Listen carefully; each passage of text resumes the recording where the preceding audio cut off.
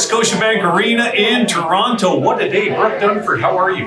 Great. It's been fun. It's been a fun day. I'll bet it has for somebody who made an announcement like you did earlier today at Boots and Hearts. We did. The team has been working tirelessly, and we're so proud of it. And the energy from it and the fans, we're just so proud to give them the show that they deserve. It's going to be so fun. Well, it's so nice that you're giving an opportunity to an upstart lineup of artists, a young upstart, Keith Urban, who's, just now wrapping his head around how to play a guitar. The nostalgia of the 3 days is enough to just create a party of a lifetime. We joke it's almost like a competition of the best live show because Tim McGraw is iconic and Keith Urban, we remember him playing in the rain and that will stay with us forever because it was just memorable, and the pyro and the Nickelback show is just known to be that special and that BOOTSLIFE, that crazy. So we're really, really excited to see it come full circle. I love that BOOTSLIFE has kind of taken on a life of its own. It's a term, it's a lifestyle, it's a whole thing. But let's talk about some of those artists that you just described and you were able to announce earlier today. Tim McGraw, I think will be a three-timer. Yeah, he will. So it's funny because he started with us. Our first year, 12 years ago, it actually was a mix between Kid Rock and Tim McGraw. So we've kind of come full circle, and we're embracing just the history of us. And Riley Green is opening up for Tim McGraw. So it's so exciting that have him finally come. He was a long time on the bill since 2020, and it's going to be a great day. I'm going to be a mess when he sings that Grandpa's Never Goes. I'm just going to be a mess. Yes, and Travis Denning is opening for Riley, so it's really a special, classic, just iconic day.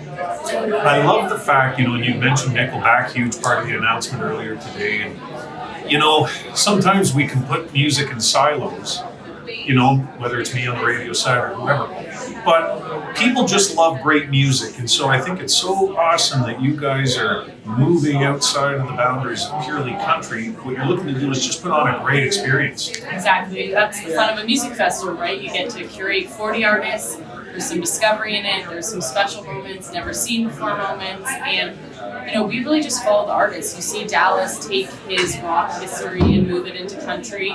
Hardy is taking his country database, moving it into this rock genre. So we're just happy to celebrate that movement, that history, and Nickelback as a Canadian icon and us as a Canadian festival. What do you do after Shania? And that's kind of our Canadian icon. We're really excited to celebrate that. And what you just said, you had Shania, and it just seemed to, seemed like the penultimate Boots and Hearts moment, but you guys have moved the bar even further. And that to me explains why Boots and Hearts is a full-time, 12-month-a-year job. It is. Our fans give us this job, so we're very thankful. They engage with us every day, 7 days a week, 24/7, and seeing their response today, and even the artists and their excitement, and Hardy saying, "Are you ready, Nickelback?" and welcome to the Boots fam, and that just makes it that much more special that we're excited to build the brand and the identity and the experience, and it can't come soon enough. Oh, I hear you. Now, we've also got Thursday night as well. I saw Tim Hicks is going to be there as a part of the kickoff. It's a really special Thursday night because the history of us also from the Emerging Artist Showcase every year of 12 years, we really try and support Canadian talent, and Tim has come so far from the days of the Emerging Artist Showcase, and he's one of, Canada's icons in a way, and he is known to get the party started, and his shows are incredible. So to have Josh Ross, who is rising and really just following in those footsteps, and have Tim there, it's going to be a special kickoff party for us at Boots and Hearts as part of the Boots fam, and just beer drinking, really fun and good time. It's funny, if you had Josh Ross, Tim Hicks at a show, and that was it and everyone went home, you'd have a great time. Yeah. But that's just the calamari on the dinner table. Think about that as to what all is coming. So here we are on the 14th of November, pre-sale, of course, I'm sure went off though. Yeah, so we actually, our artist and venue pre-sale starts Wednesday at 10 a.m., so just follow Boots socials for that, and then public on sales Friday at 10 a.m. Oh my gosh. right in time for the holidays. Right in time for Christmas gifts, and VIP went crazy like last year, so we're really focused on that and making sure that everyone gets their tickets early and offering that to our Boots fam, and we'll just go from there. But I think it's not a bad Christmas gift. No, it's an awesome little stocking stuffer, Boots and Hearts 2023. If people buy now, they've got it in the bag, and by the time Boots and Hearts actually rolls around, it feels like a free party. Yeah. So pick them up now. Exactly. There you go. Now, what happens now? You've announced a lot of the headliners. We still got a lot of green grass between now and so what else happens here? What are the benchmarks people should look for on your socials and other announcements? Yeah, this is 10 artists, and we have 40, so lots of really exciting talent to still be announced, and some of our favorites as well, right? Like the up and comers and the favorites, and just the people who've never been to Canada, and great stories have been told in that part of the lineup before, and that's just around the corner as well. But likely the new year, maybe some surprises in between, but it only gets crazier as we get closer, so this is a great place to start. Funny you said about some folks who've maybe never been to Canada before, and it's an opportunity for country music fans to see those folks for the first time. I went through that this past year with Nate Smith. Yeah, exactly. That's a great example of seeing one of the now budding superstars on that front porch stage, 3,000, maybe 4,000 people in there, and you get to see them right in front of your eyes.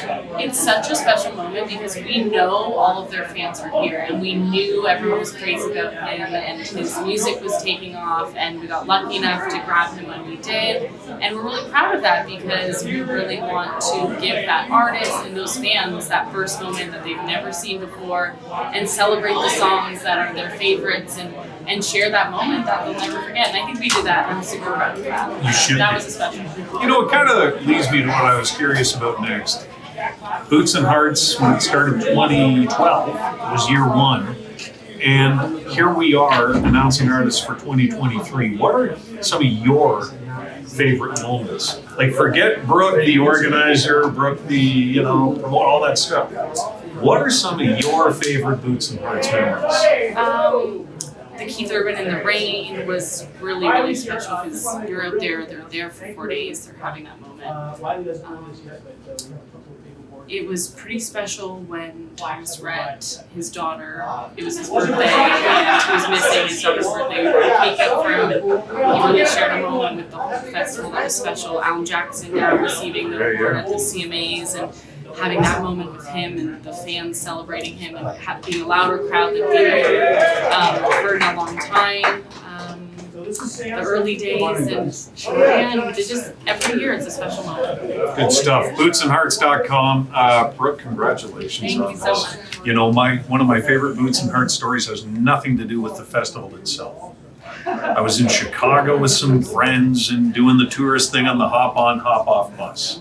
And I had a Boots and Hearts hat, one of the original ones from 2012.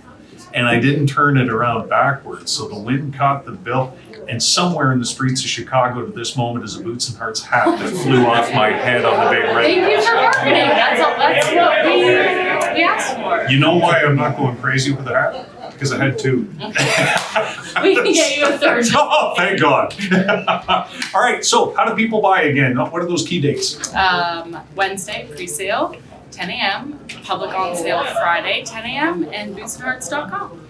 Brooke, I'm so proud of what you guys have done for Canadian country music. Some of the artists that our audience have come to know and love have been developed through that new artist program at Boots and Hearts. So this is not just a take situation here. You guys have given back, and so keep it going. Thank you so much.